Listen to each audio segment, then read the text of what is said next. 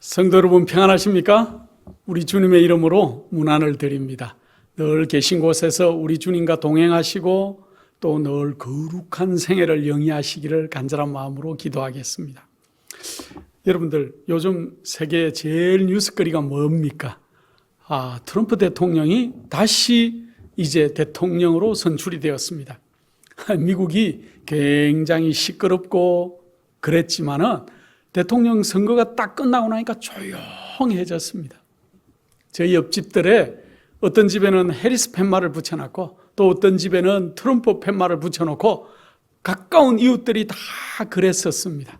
그런데 이제 대통령이 선출이 딱 끝나고 나니까 그 다음 날로 팻말을 다 뽑고 조용해졌어요. 일상으로 돌아갔습니다.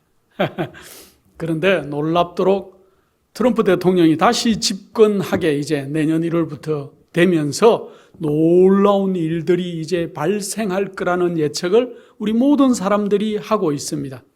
벌써부터 수많은 사람들을 이제 그 요직들에 앉히고 인선하는 작업들이 이루어진 데도 있고 또 하는 데도 있고 또 잡음들도 들리고 있습니다만은 놀라운 일들은 이제 대부분의 사람들을 트럼프 대통령에게 충성할 그러한 사람들로 채우고 있다는 거예요. 그래서 그 중에서 저는 한 사람을 보면서 놀랍도록 미국은 이제 변화할 것이다. 그런 것들을 보고 있습니다. 여러분들이 생각하는 사람 누굽니까? 일론 리브 머스크. 원래 우리는 일론 머스크라고 얘기하지만은 이 사람은 일론 리브 머스크인데 원래 이름은 이 일론 머스크는 남아프리카 공화국에서 태어났습니다. 자기 아버지도 천재적인 그러한 그 머리를 소유한 그러한 굉장히 부유한 가정에서 태어났습니다. 어머니는 유명한 모델이었어요. 그래서 60세가 넘은 나이에도 모델로 이렇게 활동할 정도의 유명한 분이었다 그럽니다. 자, 그런데 이 일론 머스크는 어릴 때부터 과학에 관심이 굉장히 많았고 자기의 그 형제들이 얘기하기는 하루에 독서를 10시간 한다 그럽니다. 여러분들 하루에 10시간을 독서하는 사람을 본 적이 잘 없습니다. 많이 읽는 사람은 제 옆에 있기도 있습니다. 책을 하루 종일 책을 보기는 봅니다. 그런데 어쨌든 굉장히 책을 많이 읽는 사람. 그래서 일론 머스크가 어릴 때 없어지면은 대부분은 도서관에 가거나 또 서점에 가보면은 그가 있었다. 그렇게 얘기할 정도로 독서광이었다 그럽니다. 그는 우주에 관한 얘기들, 이러한 것들에 굉장한 관심을 많이 가지고 있던 어린 아이였고 벌써 티네이저 아주 어릴 때 아버지에게 컴퓨터를 사달라고 해가지고 그 컴퓨터를 가지고 프로그램을 만들어서 팔 정도로 머리가 비상한 아이였다 그럽니다. 자, 그런데 이 머스크가 한 18살 정도 될 때 이제 캐나다로 건너갔다가 캐나다에서 다시 또 미국으로 건너오는. 그래서 머스크는 국적이 3개예요. 남아프리카 공화국, 또 캐나다, 미국 3개국을 국적을 가지고 있는 그러한 분입니다. 그런데 그가 가지고 있는 기업들 테슬라, 스페이스X, 스타링크, X, 뉴럴링크, XAI 등 그 외에도 수많은 기업들을 가지고 있습니다. 이렇게 솔라 시스템을 가지고 있는 것들도 합병해서 가지고 있고 여러 가지를 가지고 있는데 이 사람은 정말로 2021년경부터는 세계에서 가장 부유한 기업인 가운데 한 사람으로 올랐었습니다. 그는 정말 제가 한 일주일 이상 이 사람에 대해서 연구를 좀 여러 가지 나와 있는 문헌들도 다 읽어보고 또 영상들도 보고 그가 이렇게 인터뷰하는 것들도 보고 다 했는데 거의 천재적인 감각을 가지고 있는 사람이다. 제 개인적으로는 그렇게 생각합니다. 그리고 그가 식견도 뛰어나고 디자인 감각도 뛰어나고 또 일을 얼마나 하는지 주 100시간. 여러분들 보통 40시간 일하면 일주일에 많이 했다. 또 어떤 사람들은 50시간 정도 하면 굉장히 많이 일을 한다. 저도 옛날 젊었을 때 일을 굉장히 많이 해본 경험이 있습니다. 제가 이렇게 제 사업체를 운영할 때 굉장히 늦게까지 일하고 또 새벽 일찍 나가서 일하고 그래 본 저도 경험이 있습니다. 그런데 이 일론 머스크는 주 100시간 정도 일하는데요. 그리고 그는 정말 성실하고 현장 중심 경영을 하고 또 미래지향적인 비전을 많이 가지고 있어서 정말로 최고의 혁신가다, 이런 호평들을 가지고 있어요. 그런데 또 동시에 그는 굉장히 자신감에 찬 태도고 또 직설적인 언어를 사용하기 때문에 많은 사람들에게 있어서 어떤 사람들은 비호감, 또 어떤 사람들은 호감, 이렇게 나누어지는 것들을 볼 수가 있습니다. 그런데 이번에 트럼프 대통령이 이제 투표하기 위해서 준비할 때 이분이 굉장한 도움을 많이 주고 자금도 많이 헌납하고, 그렇게 해서 트럼프 대통령하고 일맥상통하는 면이 많이 있어요, 이 사람에게. 그래서 이제 이 사람을 초대 혁신, 정부 효율부라는 혁신을 담당하는 그러한 수장으로, 물론 다른 분이 한 분 있습니다. 그분하고 같이 정부 효율부라는 것을 이끌 수 있는 수장으로 지명을 딱 했습니다. 세상이 어떻게 변할까요, 이제 앞으로? 트럼프 대통령이 될 때 많은 언론들이 트럼프가 되지 않을 것이다, 그렇게 했습니다. 그런데 다 틀렸습니다. 그리고 경합주에서 아주 비슷비슷하게 막 엎치락뒤치락 할 것이다, 그랬는데 미국에는 이제 스윙 스테이트라고 7개의 경합주가 있는데 7개 경합주에서 트럼프가 다 이겼습니다. 그래서 모든 언론이 예상하는 것이 거의 다 빗나갔어요. 왜 그랬을까요? 치우친 마음으로, 삐뚤어진 시선으로 언론들이 바라보니까 다 틀렸습니다. 물론 한국에 있는 대부분의 언론들도 틀렸습니다. 제가 한국 뉴스를 가끔 봤는데 한국의 언론들이 이렇게 트럼프나 해리스에 대해서 이렇게 예상을 얘기할 때 제가 들으면서 참 잘못된 예상을 한다, 그런 얘기를 할 때가 있었습니다. 실제로 미국에서 볼 때 다른데, 한국에서는 이제 미국의 실정을 잘 모르고 CNN이나 다른 방송들의 것들을 바로 받아서 그냥 여과 없이 방송을 하니까 많은 부분에서 잘못된 방송을 내보내는 것들을 제가 많이 봤습니다. 어쨌든 이제 트럼프 행정부는 앞으로 인원도 굉장히 감축하고 정부를 효율적으로 운영하겠다, 기업처럼. 그래서 지금 연방 정부의 기관이 한 400 몇십 개가 있다 그럽니다. 그런데 그거를 어떻게 하겠다고요? 이 일론 머스크가 100개 정도로, 99개로 줄이겠다, 이렇게 공언을 했습니다. 실제로 그렇게 될지는 모릅니다. 그러나 많은 부분에 있어서 정말로 그렇게 할 사람 같아요. 트럼프도 그렇게 하겠다는 겁니다. 그래서 보조금 주는 것들, 이렇게 어디에 쓰는지도 모르는 수많은 미국의 보조금들을 다 이제 검사하고 이렇게 조정해 나가겠다는 거예요. 한국 정부도 수많은 보조금들을 주고 있다 그러죠. 그런데 어디에서 어떻게 쓰이는지도 모르는 보조금들을 이제 제가 바라기는 정말로 이러한 혁신적인 사람이 우리 대한민국 정부에도 좀 들어왔으면 좋겠다, 그런 생각을 해보기도 합니다. 어쨌든 이가 가지고 있는 그 기업들, 그래서 저는 트럼프 행정부에 들어올 수많은 천재적인 사람들 빼고 한 사람, 일론 머스크 한 사람만 오늘 제가 한번 다뤄보겠습니다. 그래서 이 사람을 통해서 세상이 어떻게 변할 것이고 우리 그리스도인들의 앞으로가 어떻게 될 것인지를 한번 봐야 될 것입니다. 특별히 그가 가지고 있는 기업 중에 뉴럴링크라는 기업이 있습니다. 이것은 AI가 향후 정말로 이 세상을 다 지배하고 인간에 미칠 영향들이 우려되기 때문에 실제로는 이 뉴럴링크가 할 사업은 인공지능에 밀리지 않는 인간지능을 증가시키겠다는 목적으로 사실은 만들었습니다. 그런데 지금 내세우는 것들은 달라요. 지체가 부자요한 사람들, 특별히 시각이 안 보이거나 귀가 안 들리거나 척추 질환이 있어서 서지를 못하는 많은 그러한 지체를 가지고 있는 사람들에게 이 인간의 뇌에 칩을 심어가지고 그 전기 자극들과 이런 칩의 영향으로 척추로 이렇게 전달해서 척추를 서서 움직인다든지, 눈이 보이지 않는 사람에게 이렇게 정강현실을 통해 가지고 이렇게 걸어갈 수 있다든지, 어쨌든 이렇게 만들겠다고 하고 그 실험이 시작되었고 성공했다는 거예요. 어떤 부분에 있어서.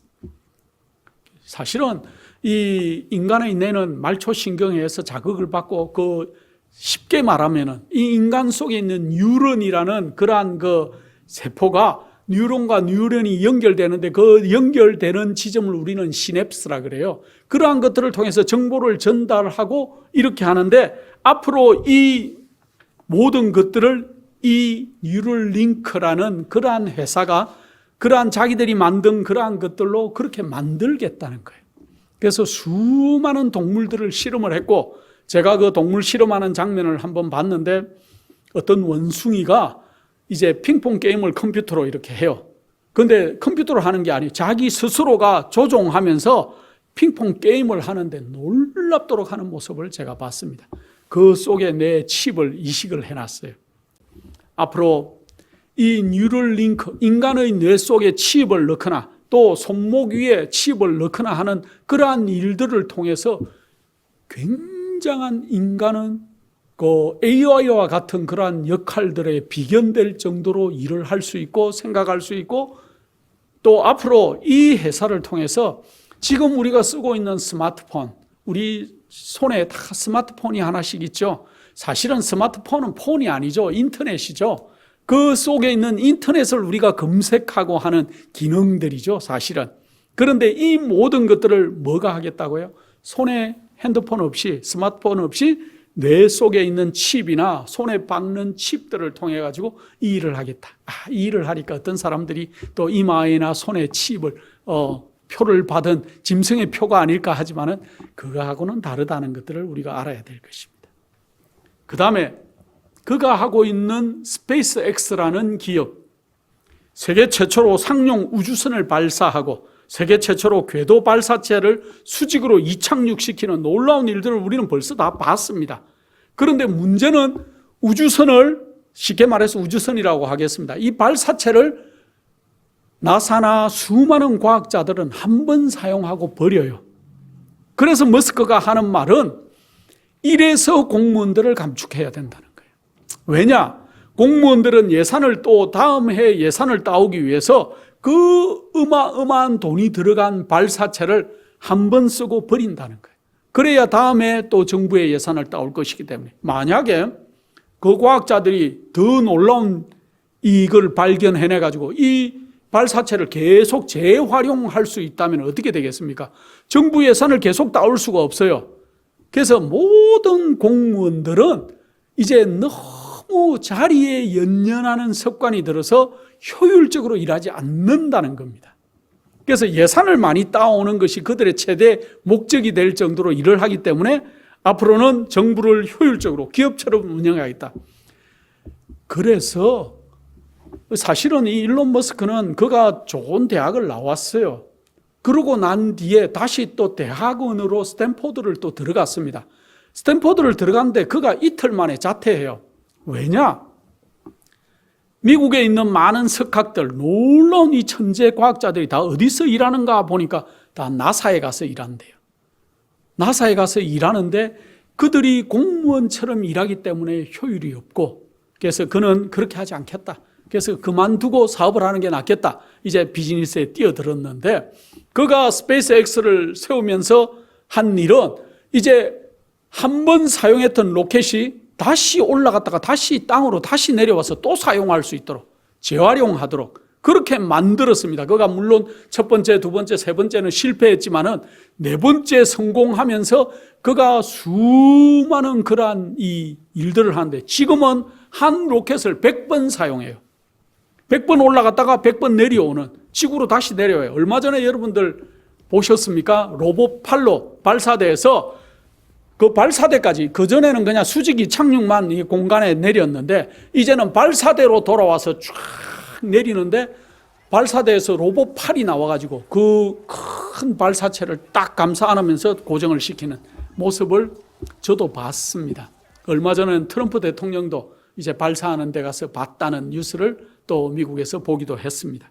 어쨌든 이 스페이스X 수많은 우주선을 지금 미국에서 쌓아 올리는데, 지금 현재 그 나사나 JAXA, ESA, 러시아 연방우주국, 중국 국가항천국 등 각국 정부 기관조차도 우주 운송 사업에 대해서 부정적으로 얘기했지만은 시도를 하지 못하는데, 이 스페이스X 일론 머스크가 만든 것들이 100번 이상 올라갔다 내려갔다 하고 있어요. 한 로켓이. 더 중요한 게 있습니다. 일론 머스크는 인공위성을 발사했는데 지금 2021년 기준입니다. 42,000개를 우주에 띄워놨어요. 지금 우리 지구를 도는 인공위성이. 이것은 지금까지 전 세계 우주에 인공위성을 발사한 전 세계가 발사한 양의 4배나 많아요. 이 42,000대 인공위성이 뭘 하고 있을까요, 지금? 전 세계 아프리카 오지까지 모든 인터넷을 초고속으로 연결할 수 있는 일들, 또 정보를 전달하거나 하는 모든 일들을 이 일론 머스크의 스타링크에서 다 하고 있어요. 그래서 전쟁 속에도 지금 러시아가 미사일을 쏘거나 우크라이나가 미사일을 쏘는데 일론 머스크가 장악하고 있는 그 정보를 주지 않으면은 미사일이 제대로 날아가지 않을 정도의 수많은 영향력을 이 머스크는 가지고 있습니다. 그 다음에 또 한 기업, 보링 컴퍼니라는 걸 가지고 있는데, 이거는 뭐냐 하면 잘 몰라요. 저도 이번에 공부하면서 알았습니다. 이 사람이 도시를 혁신하겠다. 그래서 교통체증이 너무 많은데, 사실은 도시는 3차원적으로 계속 이렇게 성장하는데 도로는 2차원밖에 안 된다. 도로를 하나 늘리려면 너무 힘들어요. 돈도 예산도 많이 들고. 비단 우리 한국은 더 하죠. 자, 그런데 어떻게 하겠다? 지하로 이 모든 교통 시스템을 해결하겠다. 지하 터널을 뚫어가지고, 그래서 단기간에 굉장히 빠르게 효율적으로 건설할 수 있는 걸 만들어가지고, 제가 이제 그 영상들을 봤습니다. 루프 속에 이렇게 공간이에요. 관 같은 공간을, 차 하나가 다닐 수 있는 관을 쫙 연결해 놓고 차가 딱 내리면은 그가 관 속에서 다닐 수 있는 그런 트레일 같은 게 타고 와서 차를 실어요. 싣고는 정말로 시속 200, 300마일로 쫙 날아가는 거죠. 그런데 이게 앞으로 발전되면은 찾아보니까 서울하고 부산이 4시간을 차를 타고 가야 되는데 거의 10분 만에 갈 수 있는 기술을 가지고 있다는 거예요. 와우, 대단하지 않습니까? 세상이 어떻게 바뀔까요? 그래서 제가 이 모든 것들을 연구해 보면서 한 단어밖에 생각이 안 났습니다. 다니엘이 말한 지식이 증가하고 빠르게 왕래하겠다. 저는 옛날에 컴퓨터가 개발되고 할 때 그때가 이 다니엘이 말한 지식이 증가하고 빠르게 왕래하는 시대인 줄 알았습니다. 그런데 지금은 아닙니다. 머스크 한 사람이 구상하고 있는 이 세계관, 그가 가지고 있는 솔라 시스템, 그리고 그 솔라 시스템으로 자기의 그 차들에 이렇게 전기를 공급하고 다 하는 모든 것들. 그 다음에 머스크는 사실은 처음에 전기 자동차를 이렇게 할 때는 굉장히 비싸게 스포츠카를 만들어서 했습니다. 그런데 그가 나와서 인터뷰하기를 지금 이렇게 비싸게 하는 것은 주목을 끌기 위해서 하는 것이다. 그때는 뭐 한 12만 불 뭐 이렇게 비싼 스포츠카를 만들었어요. 그런데 지금은 이제 테슬라 전기 자동차를 그 뒤에 계속 출시하면서 점점 가격이 떨어지고 6만 불, 뭐 5만 불. 앞으로는 2만 불짜리 전기 자동차를 그가 상용화 시키겠다고 공언했습니다. 그래서 많은 사람들이 편하게 탈 수 있도록. 그런데 더 문제는 이 2만 불짜리 테슬라 차를 사면은 한 5년 정도만, 기간은 제가 정확히 모르겠습니다. 한 5년 정도만 그가 이 테슬라 차를 잘 타고 다니면은 앞으로 5만 불을 5년 정도만 잘 타면은 5만 불을 돌려주겠다고 공언합니다. 그게 어떻게 가능합니까, 여러분? 테슬라가 아니고 이 머스크는 머리가 천재적인 것 같아요. 그가 이렇게 얘기합니다. 이 테슬라 차량을 보통 차들이 왜 우리가 직장에 출근할 때 출근해서 파킹해 놓고 퇴근할 때 타고 나오죠. 그가 이렇게 얘기합니다. 이제 앞으로 이 자율주행 테슬라 차를 통해서 직장에 출근하고 그 직장의 파킹랏에 세워놓으면은 이제 이 중간 시간에 사용하지 않는 시간에는 이 차량을 택시로 사용하겠다는 거예요. 자율주행 택시로. 그래서 다 연결해서 이 택시가 활동하다가 퇴근 시간 이렇게 셋을 딱 해놓으면은 5시에 내가 퇴근한다. 그러면 5시에 근처가 되면은 그가 다시 주차장에 와서 자율로 주행을 하고 있다는 거죠. 그런데 그게 어떻게 가능할 것인가? 이 모든 자기의 인공위성 인터넷 시스템, 또 모든 차량에 있는 자율주행, 전기 자동차, 그 다음에 이 모든 도시 정비 사업들을 통해 가지고 그가 이 모든 것들이 가능하게 하겠다는 거예요. 그래서 한 5년 정도 이 차가 택시 영업을 하면은 그 이익의 절반을 이렇게 사용자, 주인에게, 차 주인에게 주고 자기가 반을 가지고 가겠다는 거예요. 왜? 그럼 왜 내 차인데 왜 당신이 가지고 가십니까? 근데 테슬라가 하는 말은 내가 이 모든 인터넷과 시스템을 다 만들어 놨는데 내 인터넷망과 내 모든 데이터를 사용하기 때문에 나도 반을 가지고 와야 된다. 정말 합리적이지 않습니까? 정말 천재적인 사업의 머리를 가지고 있는데 그가 구상하는 이 모든 것들이 하나의 세계관으로 이루어져 있다는 것에 저는 너무나 놀랐습니다. 그가 가지고 있는 기업들이 다 서로 보완하는 기업들을 가지고 있어요. 테슬라 차량을 싸게 만들 수 있는 이유는 그가 이제 우주선을 날려보낼 때 하는 모든 단순화된 작업과 부품들과 전기 시스템을 가지고 오겠다는 거고, 또 그렇게 함으로 인해 가지고 앞으로 10,000불 이하의 주택도 제공하겠다. 또 뭐 17,000불 정도 되는 캠핑카도 제공하겠다. 그런데 실제로 이 사람은 다 할 것 같습니다.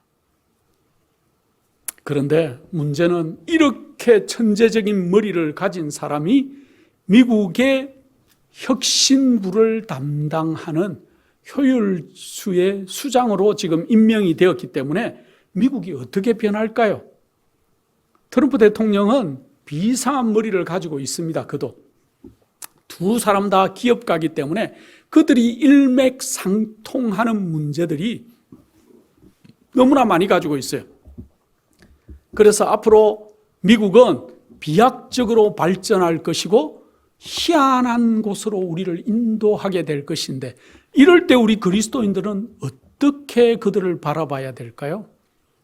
정말 미국이 많은 사람 설교가들이 설교하듯이 트럼프가 되었기 때문에 짐승의 표가 빨리 올 것이다, 뭐 1월 협령이 빨리 올 것이다, 그 문제로 세상이 끝날까요?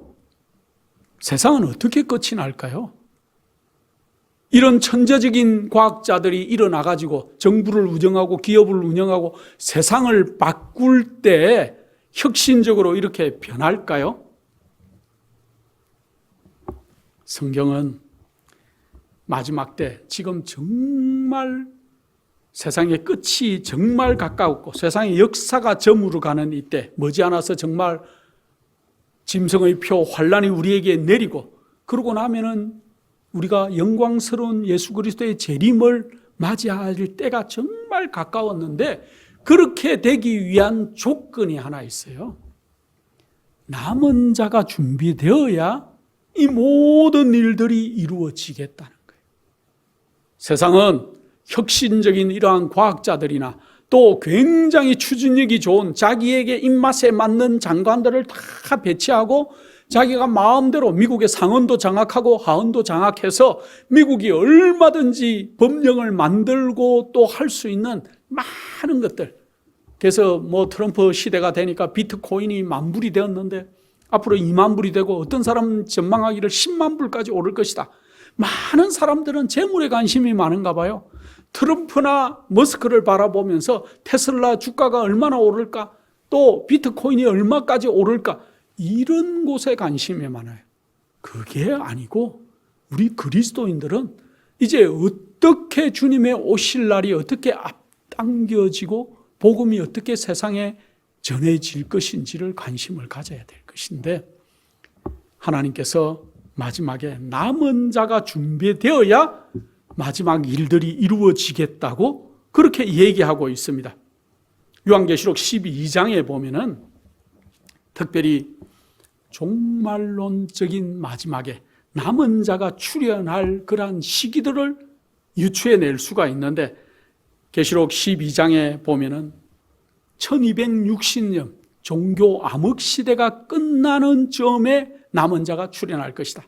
다니엘서에서도 마찬가지로 얘기하고 있어요. 7장 25절에 한때와 두때와 반때, 그 핍박의 시기가 지나고 나면은 1798년 교황권이 이제 무너지고 나면은 그 즈음에 어떤 나라가 등장할 것이라고요? 계시록 13장에 새끼 양처럼 한 나라가 올라올 것인데, 그 머리에 두 뿔이 있고 나중에는 뭐같이 말하더라? 용처럼 말하게 되는 미국이 등장하는, 정치와 종교가 분리된 나라. 그러나 이제는 마지막에 정치와 종교가 연합해서 다 얘기할 그러한 나라.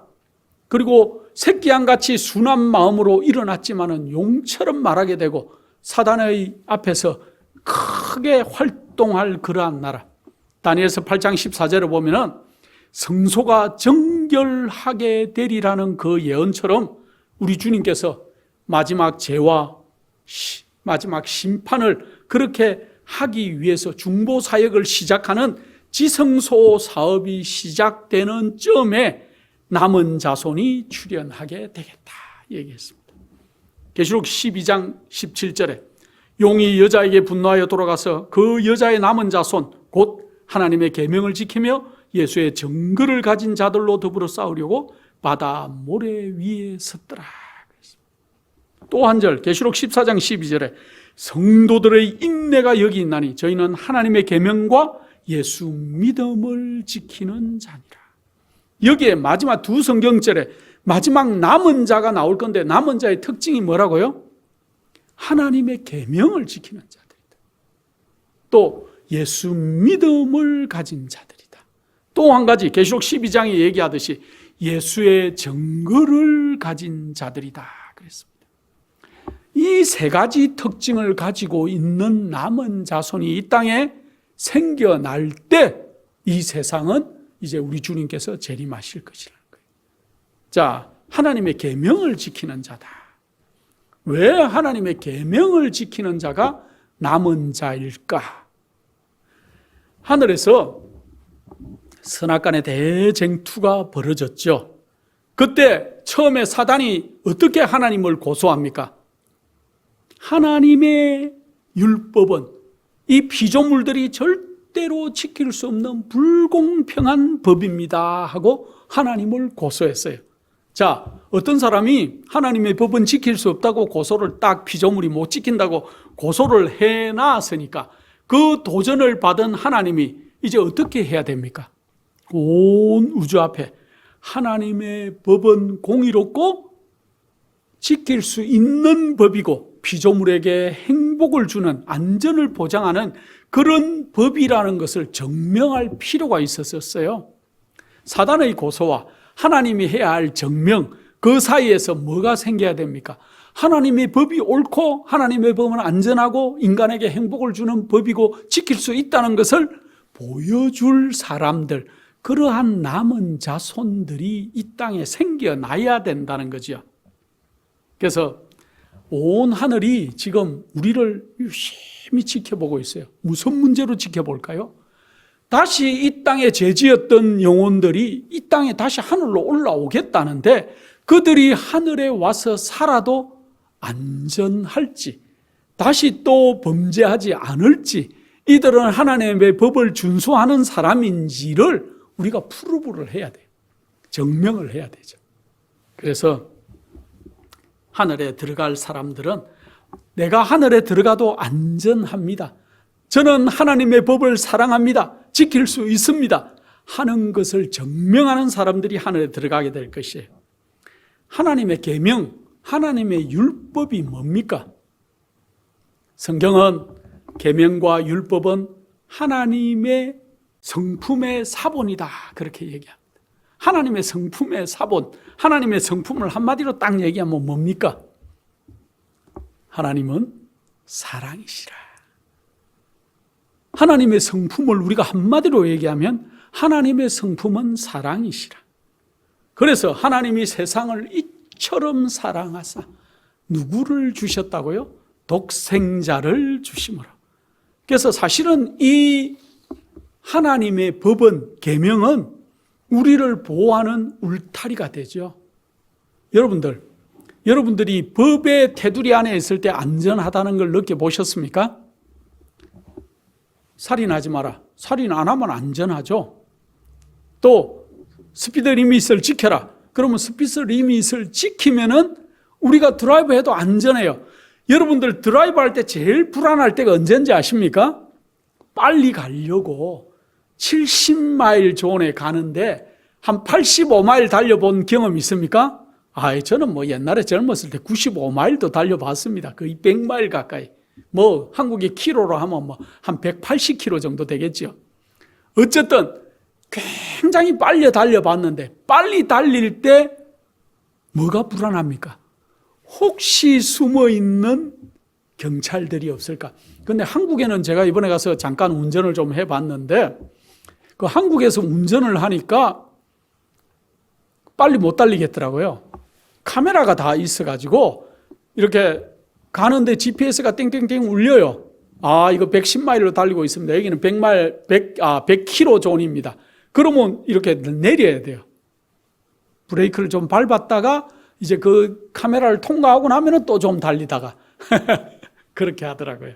어쨌든 빨리 달릴 수도 없지만은 안전하게 카메라가 있는 곳에, 늘 100km를 달려야 되는 카메라가 있는 곳에 100km 이내를 달리면은 여러분들이 신경 쓸 필요 있습니까? 없습니다. 안전하게 그냥 편안하게 가도 돼요. 카메라가 찍힐 필요도 없고 경찰이 있는지 걱정할 필요도 없죠. 그게 마치 법 안에 있는 거와 마찬가지입니다. 우리가 예수 그리스도의 법 안에, 하나님의 계명 안에 우리가 순종하고 살면은 그럴 필요가 없어요. 갈라디아서, 우리 바울 선생은 갈라디아서 3장 23절에 이같이 율법이 우리를 그리스도에게로 인도하는 몽학 선생이 되겠다 했어요. 여러분들 몽학 선생, 옛날 사도 바울이 활동하던 당시에 로마의 그 지배하에 있던 많은 곳들에는 몽학 선생이 있었다고 그럽니다.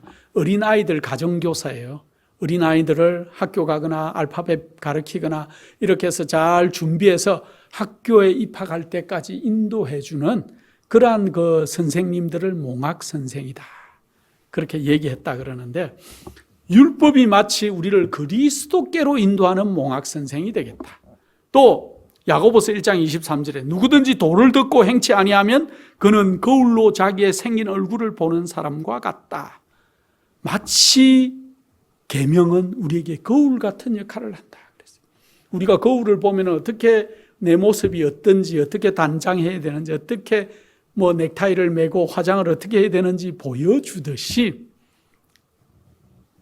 율법은 우리의 속 사람이 하나님의 계명을 어떻게 지키고 있는지, 내 지금 상태가 어떤지를 보여주는 거울과 같은 역할을 한다. 그래서 계명은 하나님의 성품에 우리 자신을 비춰보게 하는 거울 같은 역할도 하지만은 나의 죄와 더러움을 이렇게 고칠 수 있도록도 해주고, 드러나게도 해주고, 지적도 해주고, 또 몽학 선생처럼 우리를 예수 그리스도께로, 우리가 율법을 잘 지키면은 우리가 예수 그리스도께로 이렇게 가게 해주는 그런 역할을 한다는 거죠. 그래서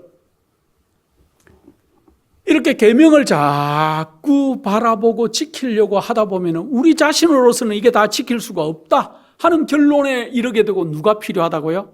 우리에게 예수 그리스도가 필요하다는 것을 절실하게 느끼게 된다는 거지. 그래서 처음으로는 남은 자손들은 하나님의 계명을 지키는 자가 되어야 되지만, 두 번째는 예수의 믿음을 지키는 자들이 되어야 된다. 인간의 힘으로는 사실은 여러분들이 아무리 노력해도 계명을 지킬 수 있을까요?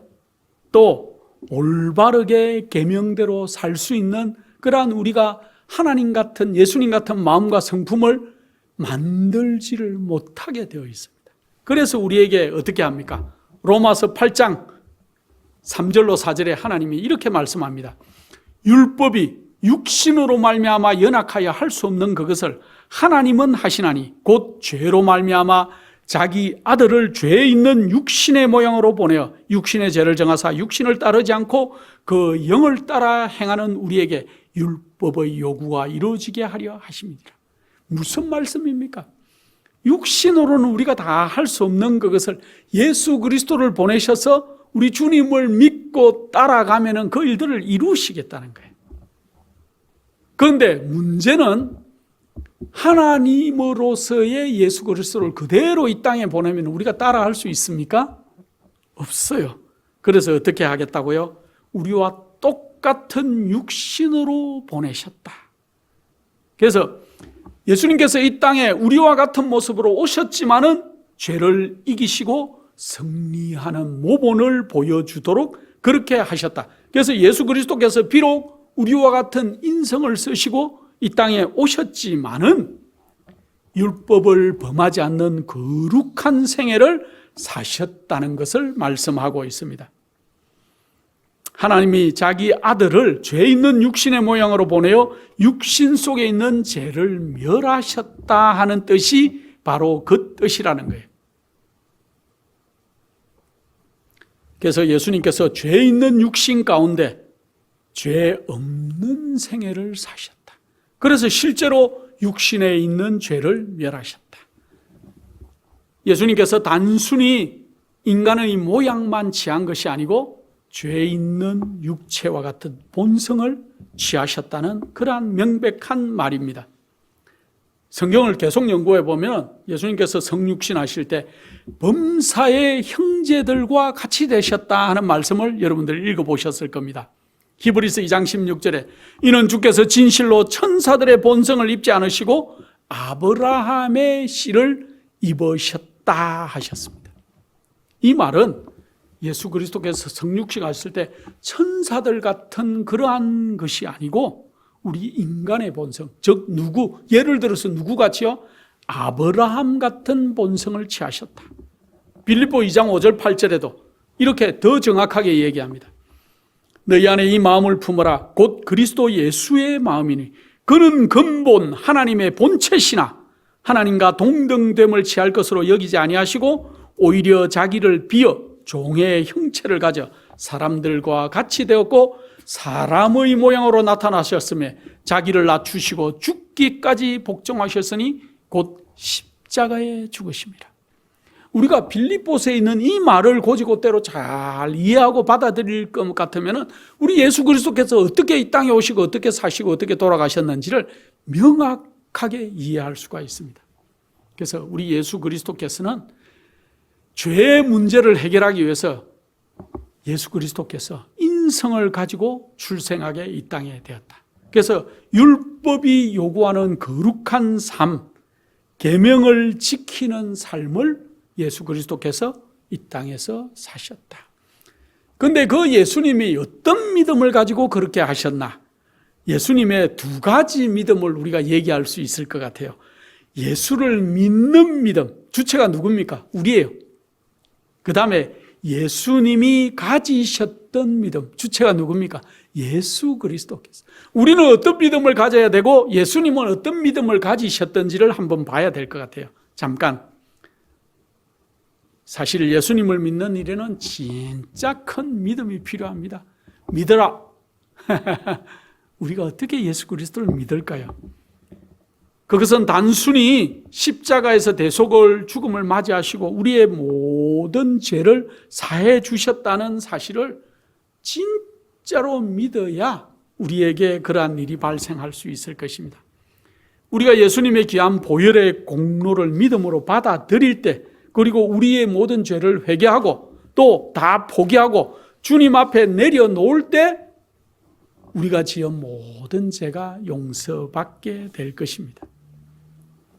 그렇게 할 때 예수님께서 우리 마음에 새로운 마음을 주시는데 깨끗한 마음을 새롭게 창조하셔서 우리를 새로운 피조물로 만들어 주시겠다. 그래서 전혀 죄를 짓지 않은 사람처럼, 우리가 죄인이었죠. 또 죄를 많이 지었죠. 그러나 우리가 정말로 회개하고 새 마음을 받아들이고 우리 주님께 우리 마음을 다 드리면은 우리 주님께서는 앞으로 우리를 어떻게 인정해 주시겠다고요? 죄를 전혀 짓지 않은 사람으로 그렇게 인정해 주시겠다. 그걸 성경적인 용어로는 우리를 칭이라 그렇게 얘기합니다. 그런데 소위 말하면 우리가 죄를 지었습니다, 우리가 회개합니다 하는 이 칭의만으로는 해결될 수가 없어요. 거룩함을 유지해야 돼요. 그래서 매일 그렇게 유지하면서 살아야 될 것입니다. 그래서 우리가 새 마음으로 살게 되면 우리는 그분의 의를 매일 나누어 받게 된다는 거예요. 그래서 하나님의 계명이 새롭게 우리 속에 재정립하게 돼요. 우리가 예수님의 믿음을 본받아서 우리의 새 마음을 받으면 새롭게 되겠다. 그래서 우리의 생각과 마음 속에 하나님의 법이 새롭게 기록이 된다. 우리의 생각이 바뀌어야 돼요. 우리의 마음이 바뀌어야 돼요. 이제 때가 얼마 남지 않았습니다. 우리의 생각 속에 있는 많은 쓰레기들을 좀 치워야 돼요. 우리 마음 속에 주님이 좀 들어오시도록 우리 문 앞을 좀 열고 주님을 받아들일 필요가 있어요. 그래서 우리의 모든 것들이 하나님의 뜻대로 우리의 계명을 순종하는 그러한 열망과 소원이 이루어지게 될 것인데, 그렇게 되기 위해서는 우리의 삶이 계명에 순종하는 삶을 살아야 된다. 두 번째는 예수님이 가지셨던 믿음, 예수 믿음인데, 예수 믿음이란 무슨 말이냐면 예수님이 이 땅에 사실 때 가지셨던 믿음. 예수님은 그럼 이 땅에 사실 때 어떤 믿음을 가지고 그 모든 것들을 이겨내셨을까요? 사단이 고소한 그 문제, 하나님의 법을 지킬 수도 있고 하나님을 올바르지 않다고 고소하는 그 문제에 있어서 우리와 같은 인성을 취하신 예수 그리스도께서 어떻게 승리하셨는가? 그는 매일 아침 우리 주님께서 하나님과 교통하는 하나님의 능력을 붙잡는 기도로 하루를 시작하셨다. 그래서 그분의 인성을 하나님의 신성에 연합시키는 그러한 기도와 삶을 사셨다는 거예요. 우리도 하나님과 협동할 때 그렇게 될 수 있다. 어떻게? 주님의 은혜와 능력과 그런 것들을 받아들이고 또 성령을 붙들어야 돼요. 성령의 능력을 우리가 붙들고 매일 주님이 씨름하셨다면 우리는 얼마나 그렇게 해야 될까요? 그렇게 할 때 예수 그리스도의 모본처럼 우리가 이 땅에서 살 수 있어요. 그래서 진정한 믿음은 그리스도의 의를 자기의 것으로 받아들이고 그리스도와 더불어 승리자가 우리가 이 땅에서 되는 거예요. 마지막 남은 자신의 특징은 예수의 믿음을 가지고 예수님처럼 죄를 승리하는 거룩한 생애를 사는 거예요. 여러분들, 하나님의 계명을 지키고 이제 예수의 믿음을 가졌다면은 마지막으로 남은 자가 가지고야 할 한 가지 문제는 예수의 증거를 가져야 된다 그랬습니다. 요한은 하나님의 말씀과 예수 그리스도의 증거, 곧 자기의 본 것을 다 증거하였느니라 하고 계시록 1장 2절에 얘기하고 있습니다. 예수를 증거하는 것, 자기가 본 것, 자기가 느낀 것들을 증거하는 그러한 자들이 되어야 될 것이다. 예수의 증거는 눈으로 본 것과 관련이 많이 있어요. 자기가 느껴본 예수 그리스도.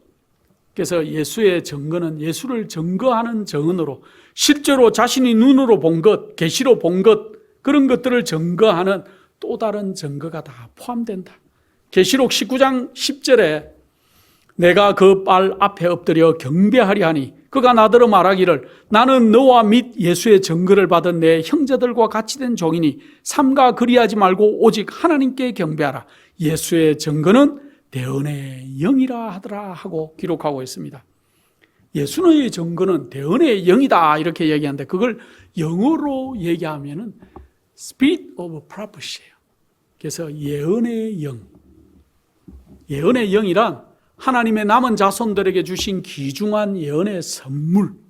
그래서 하나님께서 앞으로 이루실 세상의 역사를 성령의 감동을 통해서 말씀으로 우리에게 주신, 그래서 미리 예언하고 알려주신 많은 그러한 것들, 그리고 또 그러한 것들을 통해서 우리와 오류와 배도에 빠지지 않고 하나님의 남은 참 백성이 되도록 지켜주는 그러한 것들을 가르쳐요. 그래서 예수의 증거란 계시로 본 예언된 하나님의 말씀을 그렇게 가르친다. 그래서 여자의 남은 무리는 예수의 증거, 곧 예언의 해석을 가지고 있는 그런 자들이 돼. 그래서 마지막 남은 자가 이제 일어나야 되는데 세상은 어떻게 변할까? 어떻게 마지막을 맞이할 것인가?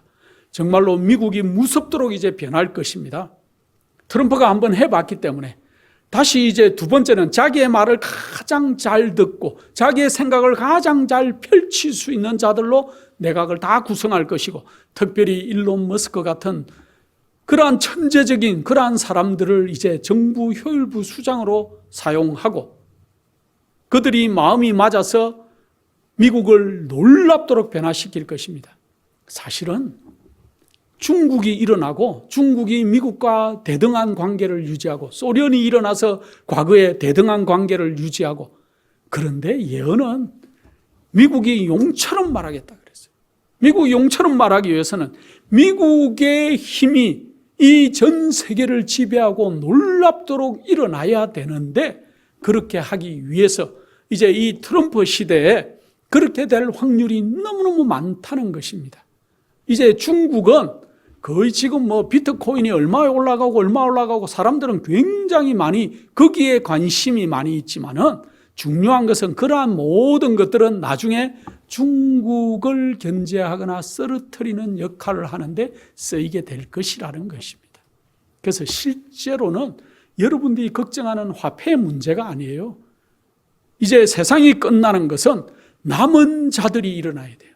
하나님의 계명을 지키고 예수의 믿음을 가지며 예수의 증거를 가진 자들이 이 땅에 생겨나서 하나님의 법이 옳다는 것을 삶으로 증명하는 자들이 이 땅에 생길 때 하나님께서 마지막에 재림하실 것이라는 거예요. 그런데 나는 변하지 않으면서 지금 미국이 어떻게 변할 것이고 트럼프가 어떻게 할 것이고 일론 머스크가 어떻게 세상을 바꿀 것인가에만 관심을 가진 백성들은 마지막 백성도로 남아있지 못할 것이라는 거예요. 그래서 여러분들은 어떻습니까? 남은 자가 되기 위해서 힘쓰고 계십니까? 아니면은 세상의 조류를 따라 흘러가고 있습니까? 세상에 많은 사람들은 보이는 현상만을 쫓아가고 있어요. 우리 그리스도인들은 보이는 현상이 아니고 정말 성경 속에 있는 말씀이 그대로 이루어지기 위해서, 제가 볼 때는 미국은 이제 놀랍도록 변화될 것입니다. 또 미국의 경제가 회복이 될 것이고 놀랍도록 발전하게 될 것인데, 그렇게 하는 모든 이유는 미국이 용처럼 말하기 위해서. 그래서 모든 인터넷을, 전 세계 인터넷을 4만 2천 개의 그 위성들이 지금은 더 쌓아 올렸죠. 2021년까지 4만 2천 개를 쏘아 올렸습니다. 인공위성을. 그 전 세계를, 지구를 아우르는 그 4만 2천 개의 인공위성으로 모든 데이터를 다 가지고 있어요.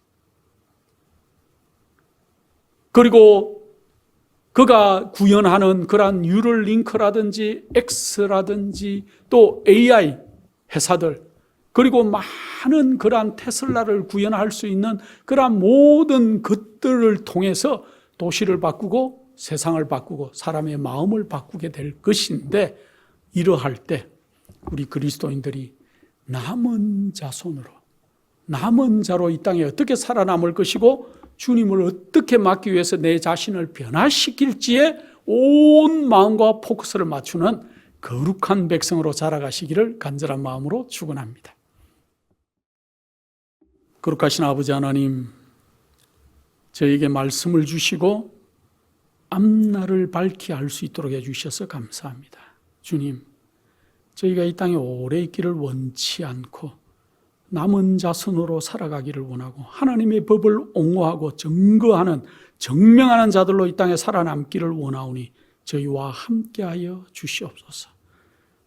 아버지 하나님, 우리의 마음속에서 죄가 사라질 수 있도록 하시고 하나님의 계명을 온화하는 자들로 이 땅에 살아갈 수 있도록 도와주시옵기를 사랑이 극진하신 예수 그리스도 이름으로 기도드립니다.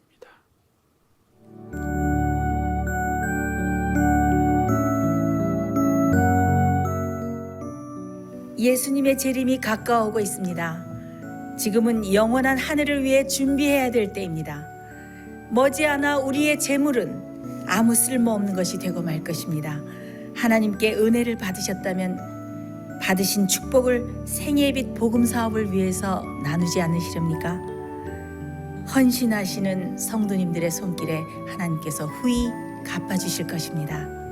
후원해 주시는 모든 성도님들께 감사드립니다.